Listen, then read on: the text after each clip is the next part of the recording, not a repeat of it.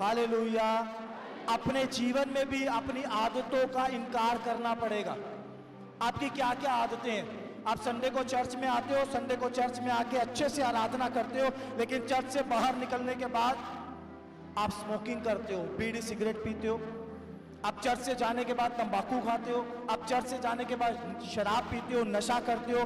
कुछ बहनें ऐसी होंगी हॉल से बाहर निकलती है, आपस में बातचीत करती होंगी, चौथी की बुराई, पांचवी औरत की बुराई, अपने पड़ोसन की बुराई, अपने रिश्तेदार की बुराई, कोई सास की बुराई, कोई बहू की बुराई। ये सब बातों से आपको पश्चाताप करना है।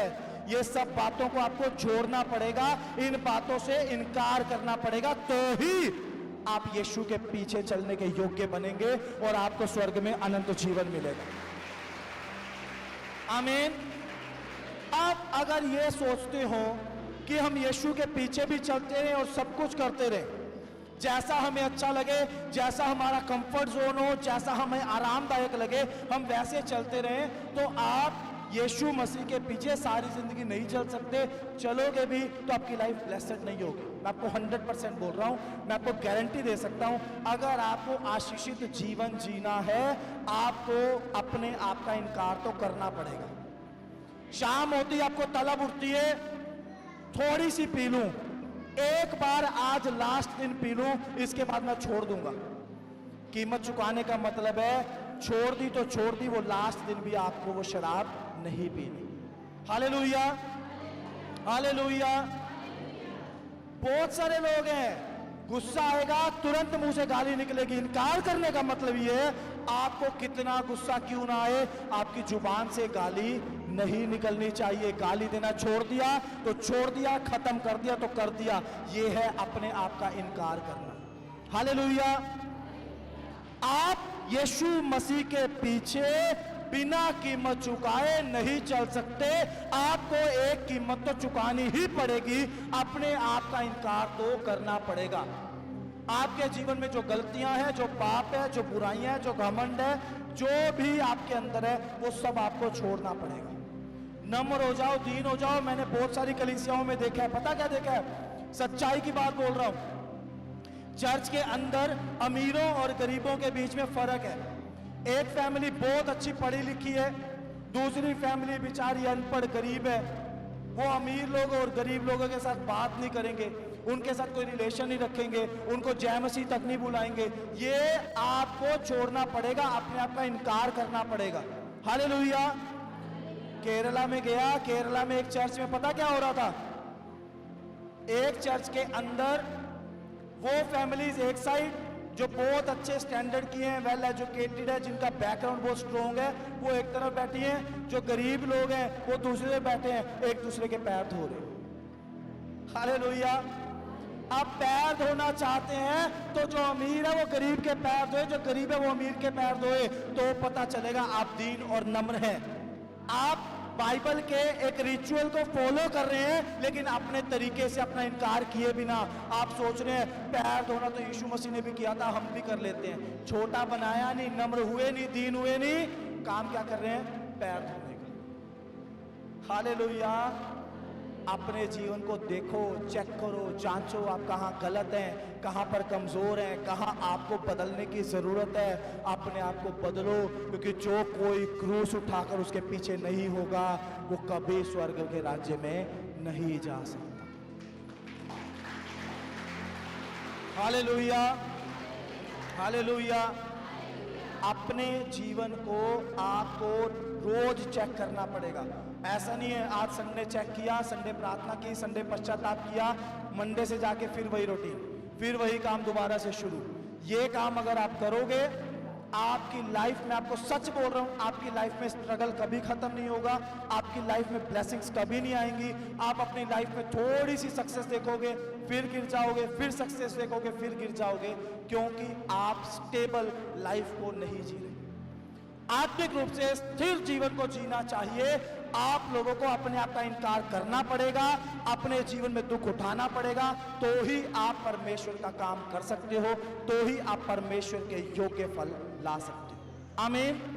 बहुत सारे लोगों को सेवा का शौक है, मैंने हमेशा इस चर्च में बोला है, ये चर्च सेवकों का चर्च होगा। ये चर्च के लोग सेवा करने वाले, आत्माएं बचाने वाले होंगे। इसलिए सेवा में भी आपको बोल रहा हूं, जब आप सेवक हैं, जब आप प्रभु की सेवा करने वाले हैं, जब आप सुसमाचार सुनाने वाले हैं, जरूरी नहीं आप पास्टर बन के सेवा करेंगे, आप एक विश्वासी के रूप में भी परमेश्वर की सेवा कर सकते हैं, आत्माएं बचा सकते हैं। अगर आप एक अच्छे सेवक बनना चाहते हैं तो कीमत चुकाना सीखो। आमीन, हालेलुया। मेरे पास जब तक गाड़ी नहीं थी, मैं आपको सच्चाई की बात बोल रहा हूं, रोडवेज की बस में 200-300 किलोमीटर हफ्ते में 2 बार जाता था। और बस में गर्मियों में ये हाल था, मुझे आज भी याद है, रात को बुधवार को जलंधर में मीटिंग खत्म हुई, रात के लगभग 2 बज रहे थे, बसों की स्ट्राइक होगी और मुझे नहीं पता, मैं चौक के ऊपर खड़ा होकर बस की वेट कर रहा था। और रात को 2 बजे में इतनी ज्यादा गर्मी थी कि मेरे पूरे शरीर से, पूरे बदन से पसीना के कारण मेरे सारे कपड़े गीले हो गए थे। जहां पर मैं खड़ा था वो सड़क तक गीली हो गई थी, इतना बुरा हाल था। और परमेश्वर ने एक गाड़ी वाला भेजा जो चंडीगढ़ तक जा रहा था, वहां मुझे लिफ्ट मिल गई और परमेश्वर मुझे चंडीगढ़ लेके आया। आमीन, हालेलुया। लेकिन आजकल के सेवकों को क्या चाहिए?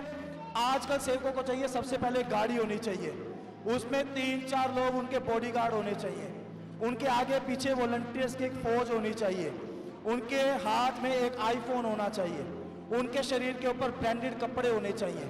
अगर आप ऐसे सेवा करने के बारे में सोचते हो, ऐसी सेवा करने वाले लोग 2 साल से ऊपर चलते हुए मैंने नहीं देखे।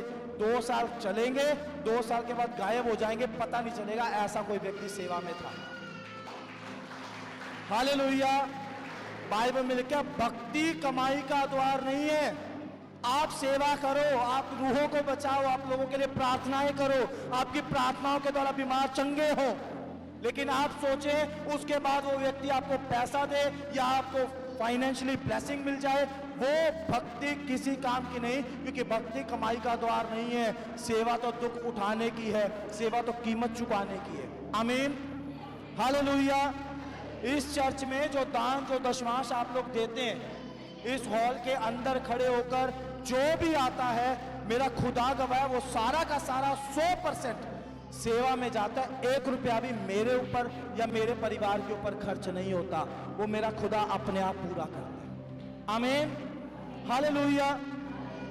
आप लोग इस बात को समझो, आप सेवा कर रहे हो तो कीमत चुकाकर, विश्वासी जीवन जी रहे हो तो कीमत चुकाकर, यीशु के पीछे चल रहे हो तो क्रूज उठाकर, हर बात में आपको सोचना है, आज मैं अपने जीवन में क्या करूं, मैं क्या सैक्रिफाइस करूं, मैं क्या कीमत चुकाऊं, मैं क्या दुख उठाऊं कि मेरा परमेश्वर मुझसे प्रसन्न हो जाए और मेरा परमेश्वर मुझे स्वर्ग से आशीष दे दे। आमीन, हालेलुया। अगर आप ये रोज सोचोगे, हर रोज अपने जीवन से एक बुरी आदत को दूर करोगे, हर रोज अपने जीवन से एक पाप से माफी मांगोगे, मैं आपको बोल रहा हूं, अगले संडे जब हम मिलेंगे, ब्लेसिंग की बहुत सारी गवाहियों के साथ मिलेंगे। आमीन, मैं प्रोफेसी कर रहा हूं आप लोगों के लिए। 7 दिन, 7 बुरी बातें, 7 पाप, 7 बुराइयां, 7 कमियां, 7 कमजोरियां दूर कर दो, तो 7 ही ब्लेसिंग के साथ आप अगले संडे यहां इस हॉल में बैठे होंगे और परमेश्वर की महिमा कर रहे होंगे। आमीन, हालेलुया। क्या आप तैयार है कीमत चुकाने के लिए? क्या आप तैयार है दुख उठाने के लिए? जब यीशु मसीह के कारण कोई आपको बुरा भला बोलेगा, आप सुनने के लिए तैयार हैं? जब आपके विश्वास के कारण आपको नौकरी से निकाला जाएगा, आप तैयार हैं उसको देखने के लिए? हालेलुया। मेरी वाइफ डॉक्टर है, उसको 4 साल से नौकरी नहीं कर रही थी क्योंकि मेरा बेटा छोटा है। अभी उसने स्कूल में जाना शुरू कर दिया, तो मेरी वाइफ ने एक जगह जॉब के लिए अप्लाई किया, उसको जॉब मिल गई। पहले दिन गई तो जाने के बाद उसको पता चला कि उस जगह पर संडे को ऑफ नहीं मिलेगा, संडे को छुट्टी नहीं मिलेगी। उसने मुझे बताया फोन के ऊपर, मैंने बोला एक बार दोबारा बात कर ले, छुट्टी मिल सकती है तो कंटिन्यू कर, नहीं तो अभी इसी टाइम वापिस आ जा, शाम तक भी रुकने की जरूरत नहीं है। हालेलुया। पता चला छुट्टी नहीं मिलेगी, मैंने बोला जॉब छोड़ दे, परमेश्वर इससे बेटर जॉब तुझे जरूर देगा। आमीन, हालेलुया। वो जॉब छोड़ के वापिस आ गई।